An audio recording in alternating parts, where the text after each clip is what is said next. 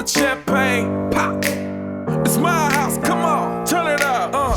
Hear a knock on the door and the night begins. Cause we've done this before, so you come on in. Make yourself at my home, tell me where you been. Pour yourself something cold, baby, cheers to this. Hello everyone, my name is Angela Briante, and welcome to the show Talking Real Estate with Angela. I have a guest here, Rich Tinaro with Know Your Home Inspections. Thank you for being here, Rich. Thank you for having me. This is actually part 2 of, Rich was on the show last week and we were discussing certain components of a home inspection, and we felt it was important to speak about the other half of a home inspection, almost like a pre-home inspection for someone preparing to sell their home. That is a question that I have received many, many, many times over the years. Is a home seller will call us in to evaluate their home, not only to obtain a market price, but also to find out what they need to do to prepare their home. Many times a homeowner has been in their home over 30 plus years. There's usually some deferred maintenance. There's items that concern them, and there's other items that they don't even know about. So there's a form of almost like anxiety that sellers do have. Absolutely. In preparing their home for sale. So I thought a great topic today would be to speak to what a homeowner should do in order to prepare for their home to be put onto the market. And even going far back, I've received calls up to a year plus for somebody saying, next year when my child graduates from high school or when I retire, we want to sell our home. Not necessarily looking for a price point at that point, but they do want to know what they need to do to prepare their home so it's not all thrown at them at once. So what recommendations would you have to a homeowner / seller / owner to prepare their home for sale? And what does a buyer walk away from the sale over in terms of what comes out of a home inspection, because you must have many home inspections that do not move forward with the purchase, and what are the biggest things that you see why a buyer will walk away from purchasing the home? Okay, so let's address first you're deciding that you're going to sell in a year or so. What I like to see is a little bit of curb appeal. Mm-hmm. So clean up your landscaping. If you have any trees or shrubs that are touching the house, get it away from the house, so this way you can actually get a good view of the house. Okay. The other thing I look at is your roof. Mm-hmm. The roof is the number one reason why people walk away. Even if the roof is in good condition, but you have a lot of mossing mm-hmm. and a lot of shading, people look at it and say, oh my God, this roof is, very, very old. Mm-hmm. And in fact, it may be only maybe 10 years old. Okay. But keeping the roof in good condition, keeping the shrubs cut away so that you get good airflow between the house, so you're not getting any staining, you're not getting any mossing or any algae.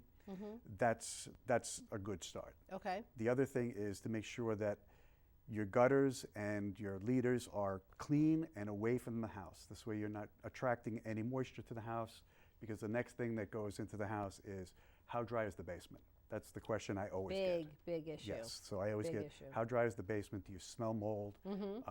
What are you looking for when you get into the basement? So those two things, just keeping moisture away from the house, keeping the trees and shrubs away from your house, creating a good airflow, and giving a good presentation from the street. Those are always key. Okay. The other things are, when you're walking to the house, how does the steps look? How does the walkway look? That first impression. That first impression. I agree. Is it Mm-hmm. heaving? Is it Mm-hmm. Is it cracked? People get nervous. They see roots and heaving. Mm-hmm. That's got to be repaired. Right. These are tripping hazards. Right. And if you're doing certain types of loans, the FHA and the VA types of loans, these are things that are going to come up right away. Right. That have to be addressed. I also like to look at the driveway, see how it's pitched. Is it pitched towards the house? Is it pitched towards the garage? So what you're trying to do is you want to maintain as much water flow away from the house as possible. So these are things that you may want to look at in the beginning. The other thing is I suggest that if you're getting closer to the time when you're looking at selling, get a pre-inspection or pre-home sale inspection, where you have a professional come out like myself and we get on the roof, we check the conditions of the roof. A lot of issues come up with the chimney because you never see it unless you're up close. Right, right. So you'll see problems with the chimney that can be addressed really quick. What we like to do is we like to go around, check to make sure that you are getting your lot cleared away from any moisture.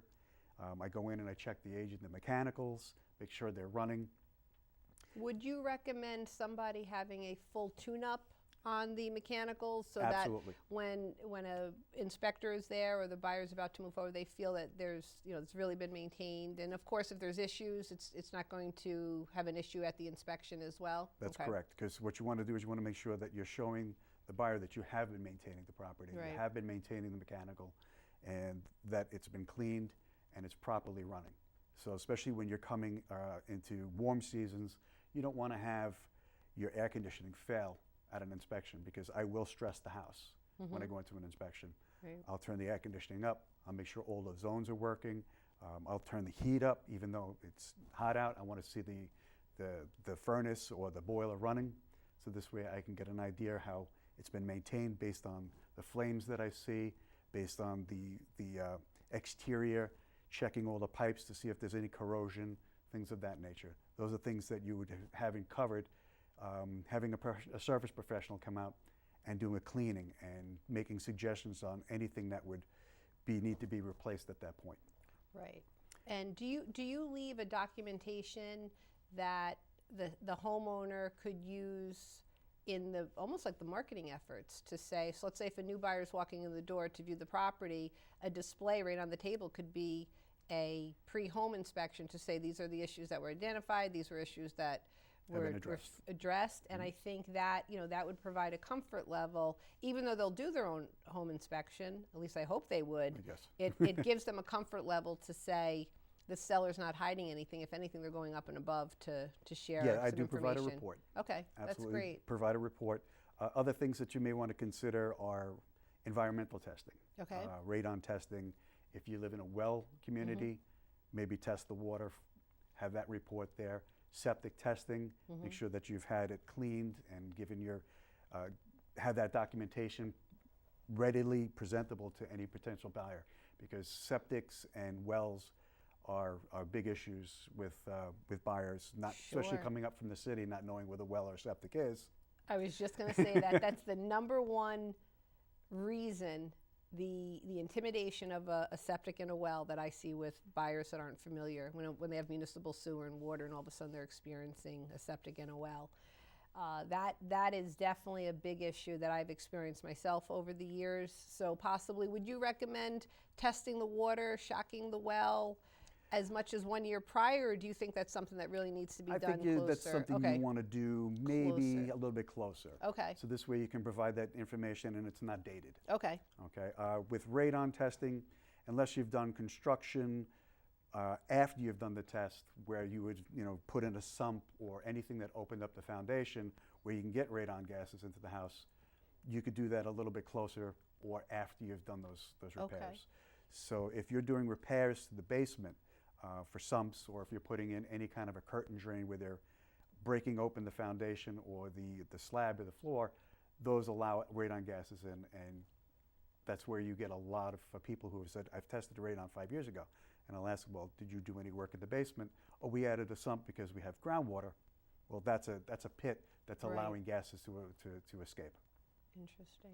Do you feel that there's a trend with sellers moving in the direction of a pre-home inspection, or is that just something that intermittently occurs? Just wondering if there's a trend there.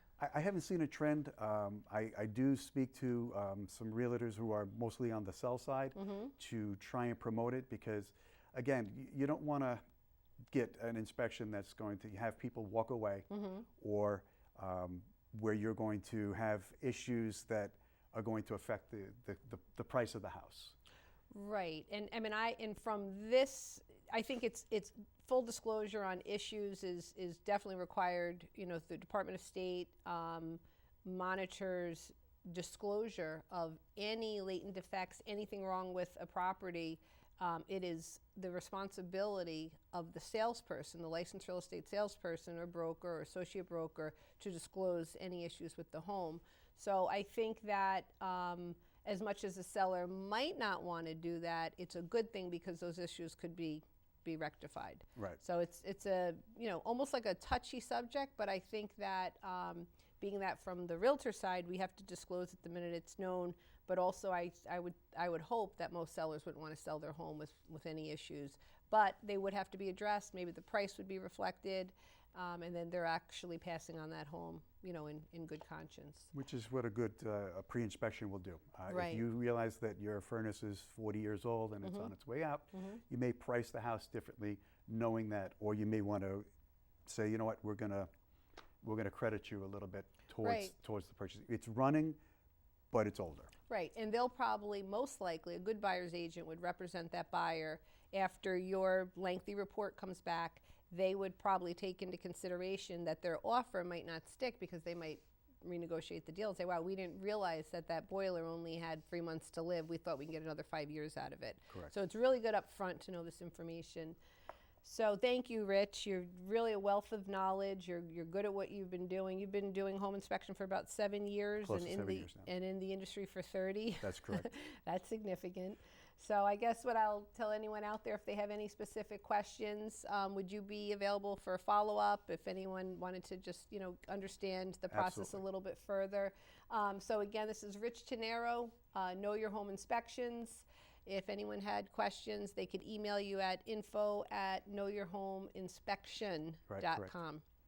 Thank you. Excellent, excellent. Well, thank you, Rich. Thanks again for being here. Thank you for having me. I really, appreciate your honesty and the quality of the work that you provide to our industry. Essentially, it's both of our industries. So Thank you. It's thank been a you. pleasure. Yes, thanks.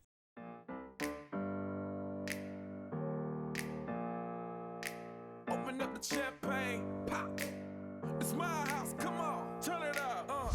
Hear a knock on the door and the night begins. 'Cause we've done this before, so you come on